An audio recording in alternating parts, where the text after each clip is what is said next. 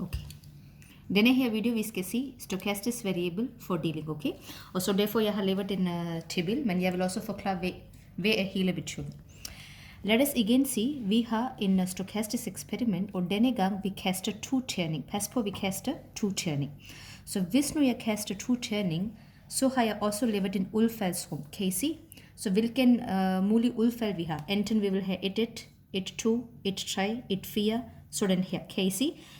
Alt i alt det er kun 36 muligheder for mig, hvis jeg kaster 2 terning. Og det er hele kombination. Godt. Lad os nu se, at det er mig, jeg siger, okay, jeg vil definere et stochastisk variabel x er lige med summen af øjne på terningerne.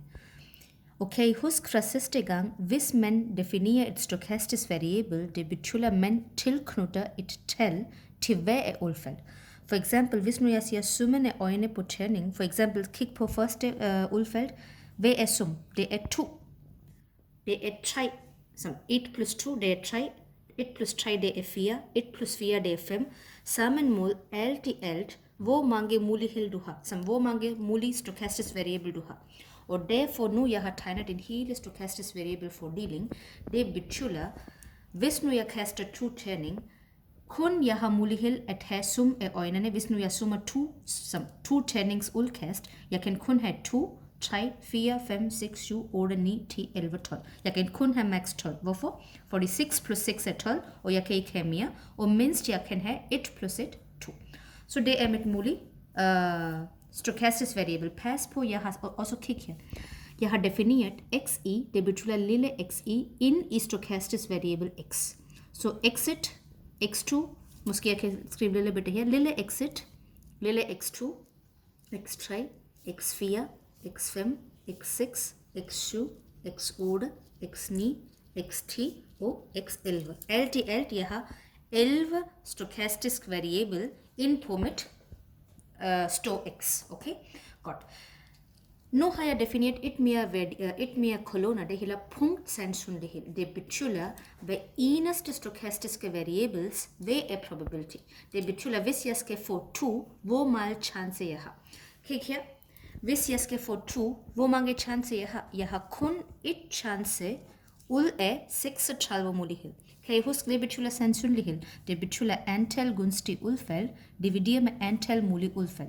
For mig, hvis jeg skal få 2, hvor mange muligheder jeg har? Jeg har kun et mulighed ud af 36 muligheder.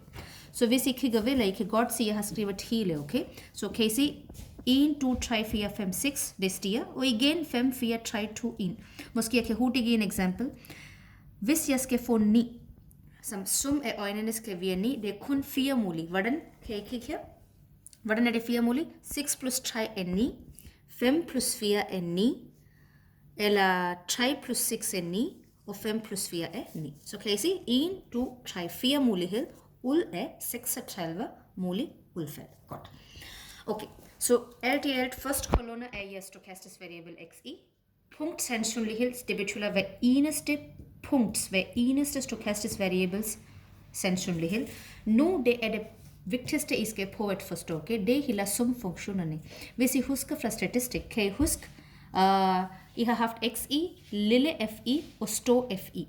Okay, og stor fi simpelthen betyder summeret frekvens. Sammen mod her, det betyder sumfunktion, det simpelthen betyder, du plusser hver værdi sammen. For eksempel, kig her, du har haft 1.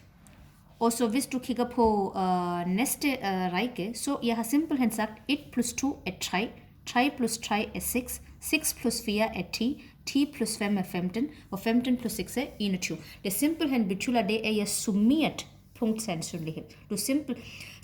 Jeg behøver ikke at forklare alt for meget, fordi det er det præcis samme mål, I har set i statistics, som summeret frekvens, okay? Så alt i alt, når jeg siger stochastisk variable fordeling, de 3 er det vigtigste. xi, punktsandsynlighed, probability er xi, og probability er summeret. Okay, men hvad betyder det? Måske jeg kan hurtigt forklare også, hvad betyder jeg. Hvad betyder det? Lad os kigge på den række, okay? Hvis I kigger her, hvad betyder den 10 ud af 36? Det betyder, at hvad er mulighed for mig at få enten 2, eller 3, eller 4, eller 5. Det betyder, at du har summeret. Det er lige meget, hvis jeg vil få 2 eller 3 eller 4 eller 5. Jeg vil gerne finde alle muligheder, og derfor du har summeret de ting. 1 plus 2, 2 plus 3, 3 plus 4, det vil give dig 10, og derfor du kan direkt kigge, at indtil her din chance er 10. Og det er det præcis, det betyder sumfunktionerne. Men nu allervigtigste er, at vi prøver at forstå denne slags opgaverne, okay? Lad os kigge på som one by one, okay? Hvis du kigger, mit spørgsmål siger, hvad er probability for mig, at mit stochastisk variable er 5 eller mindre? Hvad betyder det? At for mig det er okay, hvis jeg vil få enten 5, eller 4, eller 3, eller 2. Selvfølgelig jeg kan ikke få 1. Det er ingen mulighed for mig at have sum af øjnene som 1. Så det betyder 2, 3, 4, 5. Kig her. Det betyder, at du skal plus de 4 ting, ikke også? 2, 3, 4, 5. Hvis I plusser den, I vil få svar 10. Men nu kig her. Hvorfor skal jeg kigge her? Jeg behøver ikke at kigge her. Hvis nu jeg automatisk har her et summeret funktion, så kom på række nummer 5 og sig, at dit svar er.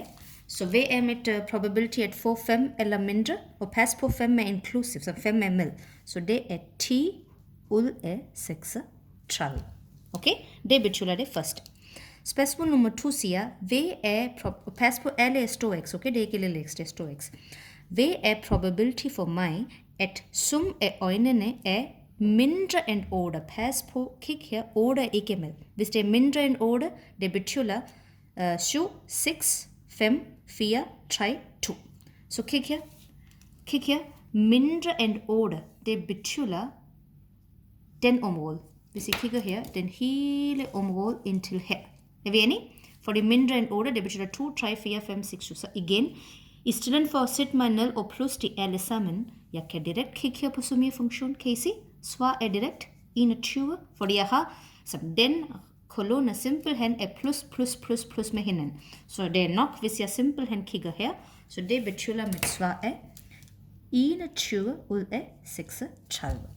Okay, indtil nu det var fint, men nu det er lidt omvendt, okay, og det er det præcis, I skal koncentrere lidt mere.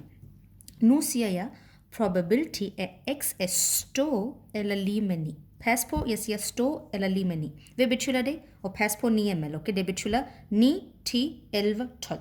Kig her. Så hvilken område jeg har? Jeg har den område 9, 10, 11, 12. Men nu vi har et lille problem. Så hvordan kan jeg kigge her? Fordi jeg har ingen måde at kigge her, hvor jeg kan kun sige, at den 4 skal blive plus. Selvfølgelig jeg kan kigge her på at sige, så jeg har 4 plus 3, 7, 7 plus 2, 8, 7 plus 2, 9, 9 plus 1, 10. Så svar skal være 10, 36 del. Men hvordan kan jeg sige her? Altid husk, det er vigtigt, at du kan finde ud fra sumfunktionerne og ikke fra punktsandsynlighed. Så har jeg en god chance. Det betyder, fordi jeg vil gerne have den område kig. Jeg vil gerne have den område, ikke også?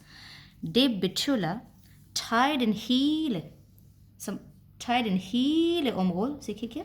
Tag den hele område. Og hvad er det? Altid husk, når du plusser alle sandsynlighed, du vil få 1. Kan I huske det? Det var det præcis et af kravene fra sandsynlighedsfordeling. Så jeg har 1. Og så skal jeg trække et land. Hvis nu jeg trækker et land, det betyder, at jeg skal få den område. Kig her. Som det betyder, at jeg vil gerne have den røde område. Okay? Så hvad skal jeg trække? Jeg skal komme hele vej 1, og så skal jeg trække den hele. Så skal jeg ikke se den, okay? Fordi jeg mangler kun den 4 område. Så jeg skal have 1, det betyder alle. Enten du kan se 1, eller du kan også sige 36 divideret 36, lige meget, okay? 1 minus, se, kig her. Så skal jeg sige 1 minus, og hvad var det område, jeg vil gerne trække?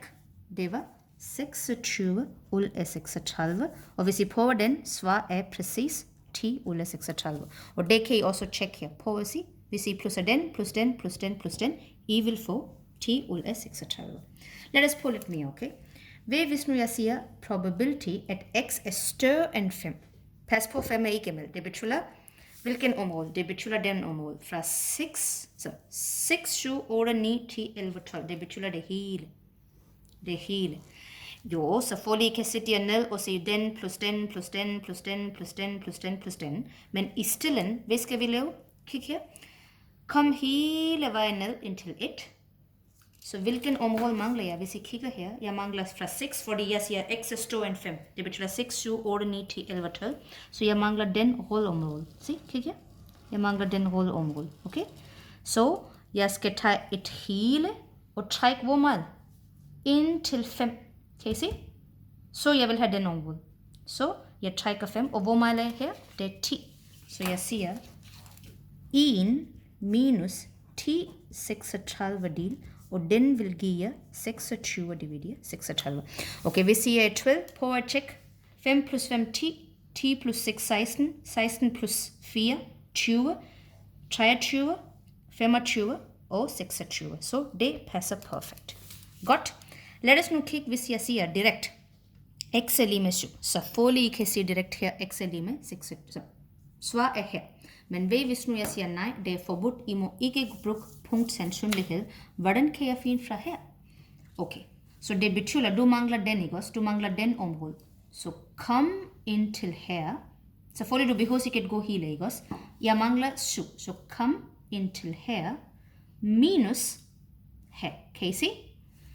7 minus 6 vil give, for at sige, alt i alt 15 plus 6 som sjette område, sjette plus den har giver 21. Så hvordan kan jeg gå omvendt? Gå ind til 7 minus 6. Okay? Så den skal være 21 36 minus, kig her, 15 er 36. Og det vil give svar 6. Og det kan I også tjekke direkte, at svar er 6.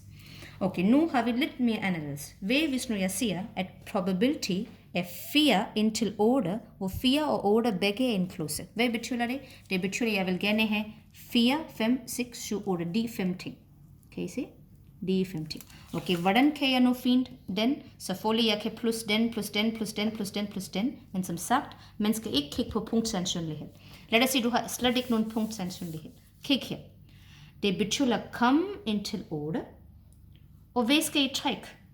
Fordi jeg vil gerne have fra 4, ikke også? Så træk ind til her. Kan I se? Giver det mening? Så se. Kom ind til her. Og træk ind til 3. Så vil I få...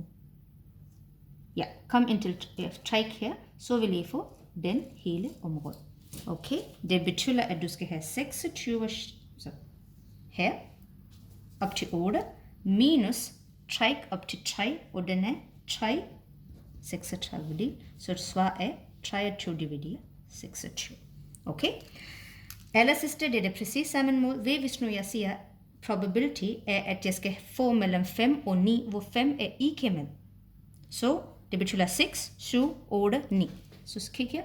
6, 7, 8, 9. Hvordan skal jeg lave? Præcis sammen. Kom op til 9. Kom op til 9. Og fordi jeg mangler fra 6, så skal jeg gå et højere. Så jeg mangler den område, ikke også? Den område.